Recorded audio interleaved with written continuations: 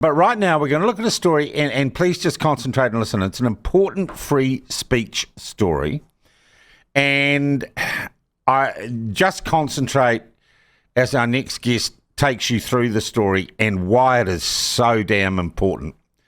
Everything the Free Speech Union does is important because freedom of speech is so damn important. The sort of freedom of speech, I guess, that TJ and the All Blacks unwittingly exercised yesterday morning our time. But this story really is most concerning. And Nick Hunt from the Free Speech Union, their Education Partnership Division, joins us now. Nick, good morning to you, mate. Good morning, Sean. How you going? Very well. Now, let's work through what this story is about. The woman at the centre of it is a journalist, an expatriate Chinese journalist, right, called Portia Mao. Yes, that's correct, yep. How long's Portia been in the country?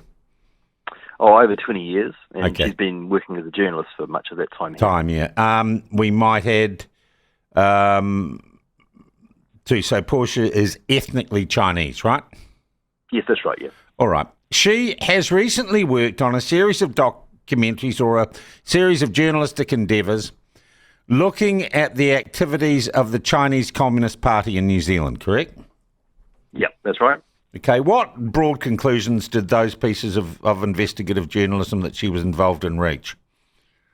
Well, over the last sort of 10, 15 years especially, she's been able to sort of paint or put together a picture which it reveals a lot of influence peddling amongst not only the sort of political class, so a number of MPs that have been implicated in influence by key Chinese leaders in New Zealand. And in fact, Chinese donations and issues around them have gone to court and taken both Labour and National. That's right. And so very clearly there's been a pretty concerted attempt by proxies. Now, of course, most of these people can only be alleged to be proxies because it's very subtle stuff, but it's become more and more blatant as MPs have been implicated in political donation scandals. Jamie Lee Ross was the most notable example. Yeah, he was, but he was a scumbag all round, wasn't he?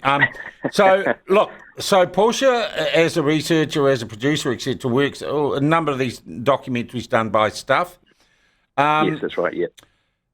Now, I just want to clear, the reason I'm not talking to her this morning is because she is concerned for her safety and blowback, and she's gone, and really the story is all about what she's gone through.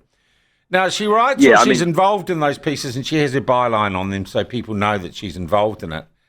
And she starts getting, would it be fair to say, some blowback in social media from people who might be perceived to be part of the very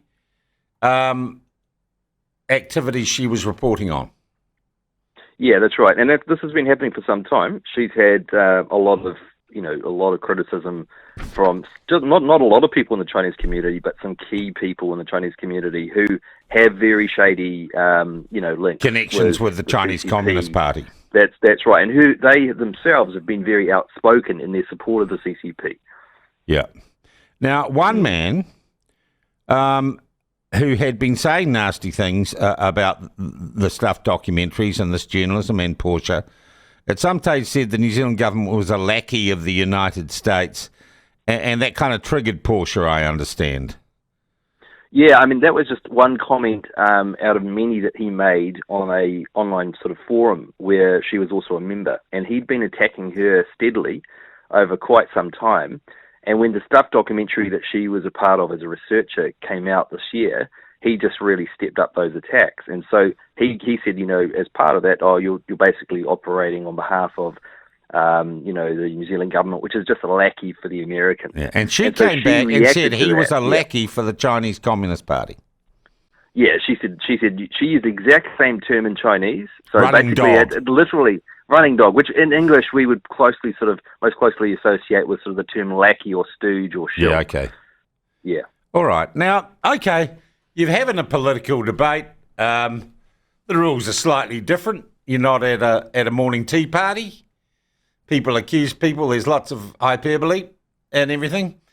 But then she finds that she isn't allowed to argue or clap back at this guy And in fact, she's not allowed to because a New Zealand court has told her she can't. Yes, yeah. So she discovers in late July of this year that the district court, Manukau District Court here in Auckland, has ruled in favour of this man who has been attacking her online for some time. And he has complained to the court and said that she's called him a lackey of the or a DPP. running dog. Yep. Yeah, that's right. Yeah, and so he claims serious emotional distress under and on the grounds that the Harmful Digital Communications Act, which was passed about 9 years ago, covers people like him in these situations. Did he go to NetSafe? So yeah. Yes, so NetSafe were involved, and they had initially given a sort of summary that they felt was in support of him, or they believed supported his call. And so the problem was that none of this was challenged, and Portia wasn't able to challenge it, defend herself in court. Because she was never even told this was going on. Exactly. She didn't even know until after the fact. Cancel culture, woke fascism. Well, also, it could just be ineptitude on the part of the district court, because well, what about NetSafe? Did NetSafe ever contact her? Yeah, well, that's right. It's not either or, but I think there's a bit of ineptitude here as well.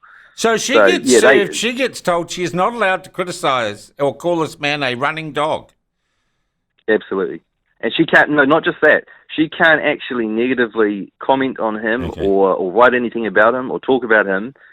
And there's an interim order that was issued back in July. And so she can't defend herself, of course, because she doesn't even know about this proceeding.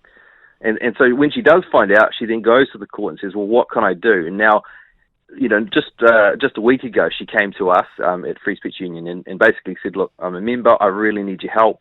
I am facing something I never thought was possible in New Zealand. She said, I came to New Zealand because this was a democratic country, and I have absolutely loved being a citizen of New Zealand, and I want to defend the democratic culture and rights of people in New Zealand, which is why she's so passionate about pursuing this work in journalism, because she wants to expose the type of influence that's coming from this authoritarian regime. I think at this stage, we want to just avoid that, and not because we don't want to call him out, only because she's still in the process right now before the court, and we have to be a little bit careful at this stage, and not because we agree in principle with the law. We think that this particular law... Is his name suppressed? No, it's not, and so if people want to find out, they can probably find out online. But I think just at this stage, just for Portia's sake, while we're trying to get this through the courts, we just don't want to jeopardise it. But he was a candidate in a local body election for what party? He sure was. Yeah, so he was associated with the Labour Party in the Pakuranga electorate up here in Auckland, in East Auckland, and he was running for the local Howard board. So that'll give you probably enough information. Okay, well, we'll find out. Why not just tell me his name now and go find it? You just saved me a lot of work, but you don't want to do that.